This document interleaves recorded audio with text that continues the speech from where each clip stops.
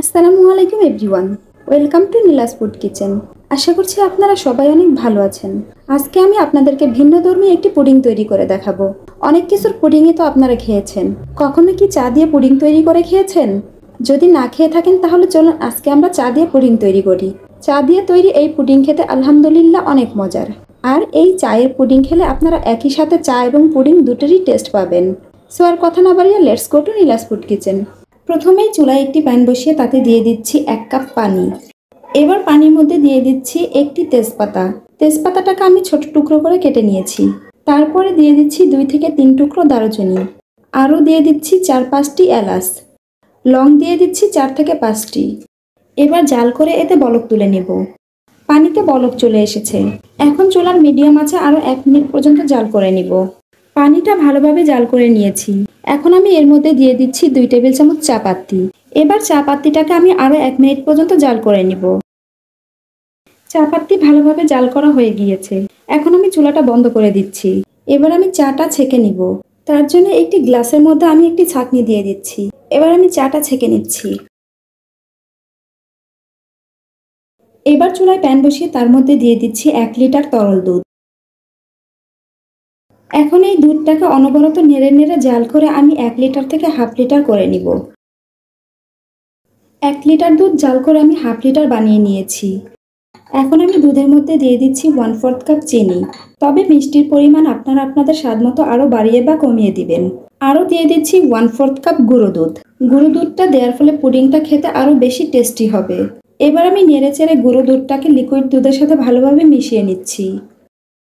গুঁড়ো দুধটা তরল দুধের সাথে ভালোভাবে মিশে গিয়েছে। এখন আমি এর মধ্যে দিয়ে দিচ্ছি আগে থেকে জাল করে রাখা চা। এখন ভালোভাবে মিশিয়ে নিচ্ছি। এবার এখানে আমি নিয়েছি 2 চা চামচ আগার আগার পাউডার। এখন আগার আগার পাউডারের মধ্যে সামান্য পানি দিয়ে মিক্স করে নিচ্ছি। আগার আগারের মিশ্রণটি আমি দুধের মধ্যে দিয়ে দিচ্ছি। এবার অনবরত নেড়ে নেড়ে জাল করে একটি বলক তুলে নিব। আগার আগার দেওয়ার পরে বেশিক্ষণ জাল করার কোনো প্রয়োজন নেই, একটি বলক তুলে নিলেই হবে। দেখুন আগার আগার দেওয়ার পরে দুধ অনেকটাই ঘন হয়ে গিয়েছে। এখন আমি চুলাটা বন্ধ করে দিয়ে দুধটা চুলা থেকে নামিয়ে নিচ্ছি। এবার যে পাত্রে আমি পুডিংটা সেট করব সেই পাত্রটা নিয়ে নিয়েছি। আর এই পাত্রে আমি আগে থেকে তেল ব্রাশ করে রেখেছি। এবার আমি পুডিংয়ের মিশ্রণটি পাত্রের মধ্যে ঢেলে দিচ্ছি।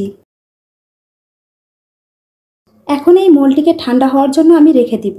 আর ঠান্ডা হবার পরে আমি ফ্রিজে রেখে একদম ঠান্ডা ঠান্ডা করে তারপর পরিবেশন করব।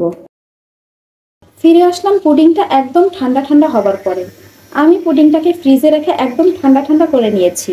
এই ধরনের পুডিংগুলো ঠান্ডা ঠান্ডা খেতেই একটু বেশি ভালো লাগে। এবার আমি পুডিংটিকে একটি চাকুর সাহায্যে সাইড থেকে ছাড়িয়ে নিচ্ছি। এতে মোল্ড আউট করতে সুবিধা হবে। এখন আমি পুডিংটাকে মোল্ড আউট করে নিব।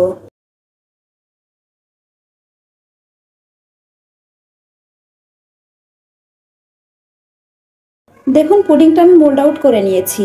দেখুন পুডিংটা কতটা লোভনীয় হয়েছে।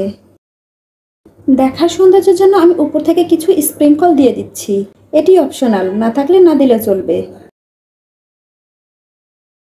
এবার আমি পুডিংটা আপনাদেরকে কেটে দেখাচ্ছি। আশা করছি আমার আজকের রেসিপি আপনাদের কাছে অনেক ভালো লেগেছে আর সহজও লেগেছে। ভিডিওটি ভালো লেগে থাকলে অবশ্যই একটি লাইক দিবেন এবং কমেন্টস করে জানাবেন রেসিপিটি আপনাদের কাছে কেমন লেগেছে। আর আপনি যদি আমার ভিডিওটি ফেসবুক থেকে দেখে থাকেন তাহলে প্লিজ আমার পেজটি ফলো করে দিবেন। আর যদি ইউটিউব থেকে দেখে থাকেন তাহলে প্লিজ আমার চ্যানেলটি সাবস্ক্রাইব করে দিবেন। আর আমার নিত্য নতুন রেসিপির নোটিফিকেশন সবার আগে পেতে পাশে থাকা বেল আইকনে ক্লিক করে রাখবেন। তাহলে আজ এই পর্যন্তই। আবার দেখা হবে নতুন কোনো রেসিপি নিয়ে। সে পর্যন্ত সবাই ভালো থাকুন, সুস্থ থাকুন। আল্লাহ হাফেজ।